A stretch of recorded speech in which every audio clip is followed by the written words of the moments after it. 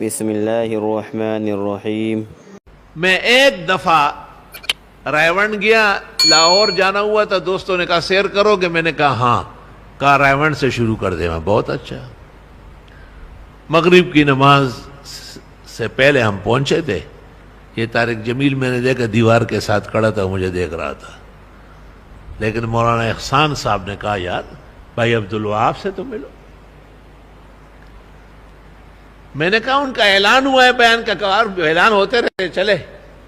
مولانا احسان کے ہمراہ، وہ زندہ ہے الحمدللہ، بھائی عبدالوہاب کے کمرے میں گئے۔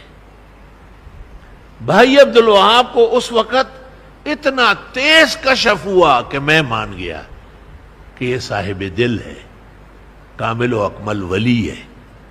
اور مجھے کہا ہم تو ایسے ہی ٹوٹا پھوٹا کام کرتے ہیں، لیکن اللہ نے اس میں برکت ڈالی ہے، لوگوں کو فائدہ ہو رہا ہے۔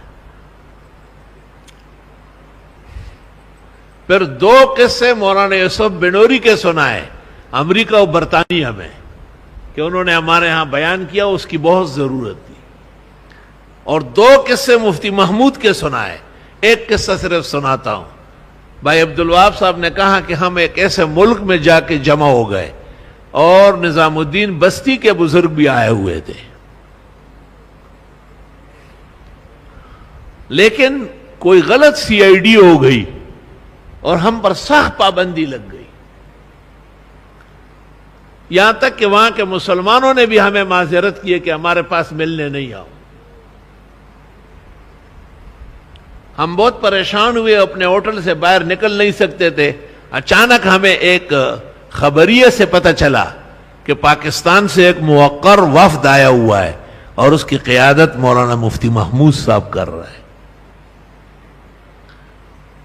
سچ کہا ہے کسی نے، جب تک سورج چاند رہے گا مفتی تیرا نام رہے گا۔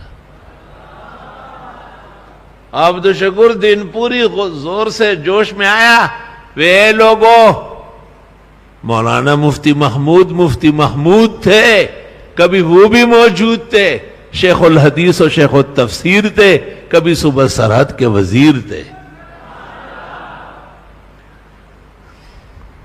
تو بھائی عبدالوہاب نے کہا کہ ہم نے ایڑی چوٹی کا زور لگایا اور ہم حضرت اقدس مفتی صاحب کی خدمت میں پہنچ گئے اور ہم نے اپنا حال سنایا کہ یہ ہو رہا ہے ہمارے ساتھ۔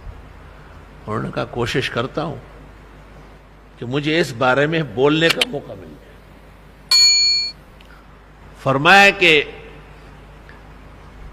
اس ملک میں جو ایجنڈا تھا وہ یہ تھا کہ اس وقت پورے عالم میں فساد پھیل رہا ہے، امن کیسے قائم ہوگا؟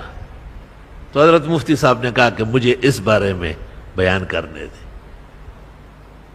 اور فرمایا امن کے کچھ لوگ ہوتے ہیں، ان کے کچھ اخلاق اور اوصاف ہوتے ہیں، جب تک کہ وہ لوگ نہ ہو اور وہ اخلاق و اوصاف نہ ہو کبھی بھی امن قائم نہیں ہوگا۔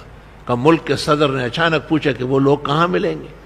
کہا میں نے کہا وہ یہاں آ چکے ہیں، پاکستان سے بھی اور ہندوستان سے بھی، اور آپ نے ان پر پابندی لگائی اور امن قائم کر رہے ہیں۔ کہ اس نے فوراً اپنے اتاشی کو کہا کہ ریڈیو ٹیلی ویژن پہ اعلان کرو کہ پاکستان اور ہندوستان سے جتنی تبلیغی جماعتیں آئی ہے ان سب کو ہمارے ملک میں ہر جگہ پہنچنے کی اجازت ہے، 100 سونار کے اور 1 لوہار کی۔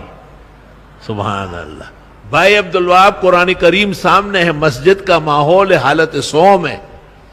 مجھے یہ واقعہ سنایا، میرے رونگٹے کھڑے ہو گئے اور فرمایا حضرت تو ہمارے بہت بڑا سہارا تھے۔ کہا ہمیں دوبارہ ملاقات نصیب نہیں ہوئی، لیکن لوگوں نے ہمیں کہا کہ ریڈیو ٹیلی ویژن پر اعلان ہو گیا، اور حضرت مفتی صاحب نے بہت سخت سٹینڈ لے لیا اس پر کہ آپ کیوں ان کو روک رہے ہیں، یہ تو اچھائی پھیلا رہے ہیں، یہ تو دین کے دائی ہے۔ وہ تبلیغی جماعت وہ ہمارے لوگ ہیں، وہ غیر نہیں ہے، لیکن ہمارا اپنا بھی اگر بیل و گدھا ویسے چھوڑ دے